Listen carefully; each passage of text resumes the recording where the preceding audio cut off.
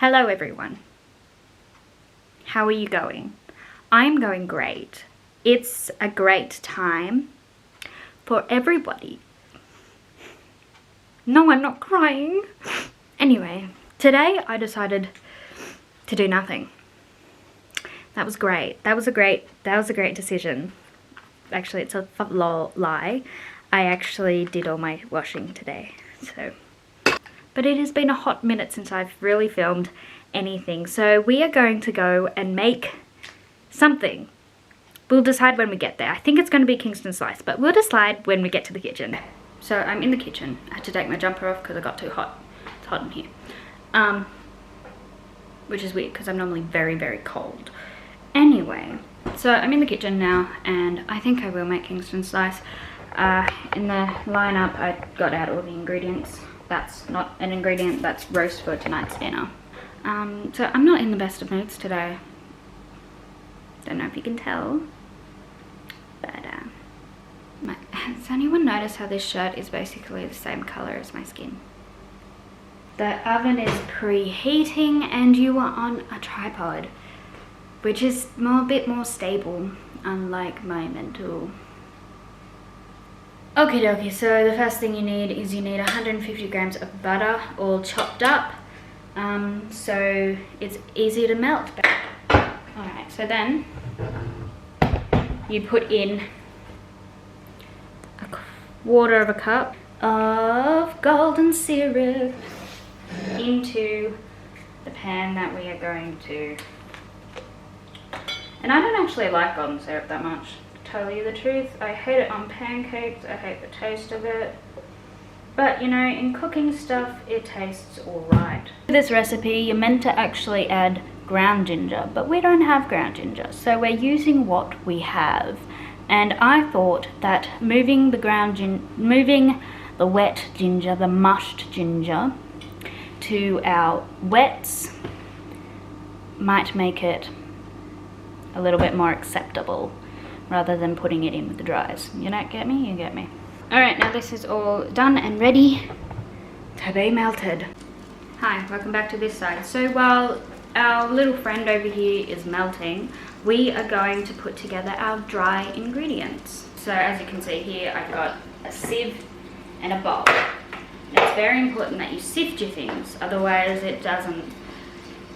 You end up with these lumps and then it's not a good time. It's not a fun time, you know?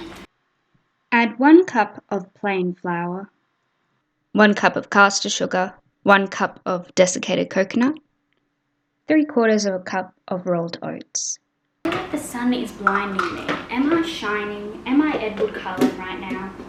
Who knows? So now we've got all our dry ingredients, but they're just like kind of sitting on the top, so we need to stir them through a little bit. Take your butter mixture off the stove. And we are going to see a fun little science. Put in half a teaspoon. You're going to, yes, well, of course. And then you stir.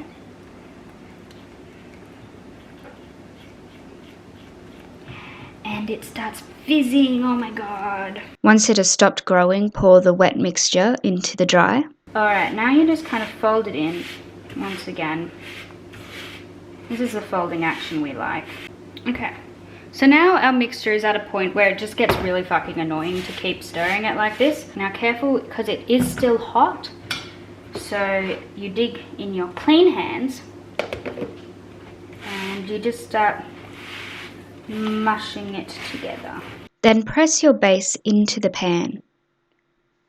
Alright, beautiful. It's all in here and now we are going to put it into the oven at 160 degrees Celsius, fan forced, 25 minutes. So with the golden syrup it comes out this kind of colour. Looks beautiful and it's like kind of springy, but that's what you want. Alright, so you leave it in the pan until it is completely cool. Hello. So as you can see, I have a torch. That is because currently we have a blackout.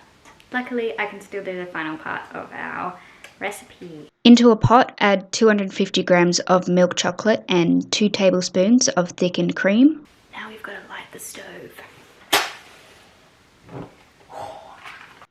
Grab a spoon and mix it together so that the chocolate doesn't stick to the bottom. And keep mixing until it is the consistency of toffee. We have our beautiful slice. We're going to transfer it onto here. You have to spread it out quickly because it starts to firm up pretty much straight away. It is all done. Wow. I'll come back in about... Oh my god, he sounds like an old man. We'll come back in about 20 minutes and that's when this will be completely firm and that's when you can chop into it. So it's a couple of hours later, the power is back on, we've had tea and the chocolate on top is set and we're gonna have a taste test. Now I'm not gonna lie to you, I have had some. I've had 2 already, but I'm gonna have another one just for you. One thing about this is that it's called a Kingston slice, and so you would expect it to taste like a Kingston biscuit, which is what we want, and then that's when we know we've succeeded. Oh, it does taste like a Kingston biscuit. Also randomly tastes a bit like an Anzac cookie but with chocolate. It was at this moment that she knew. She fucked up. I just call it an Anzac cookie, an Anzac biscuit. But yeah, it tastes amazing. They're also quite hard because of the oats and the golden syrup.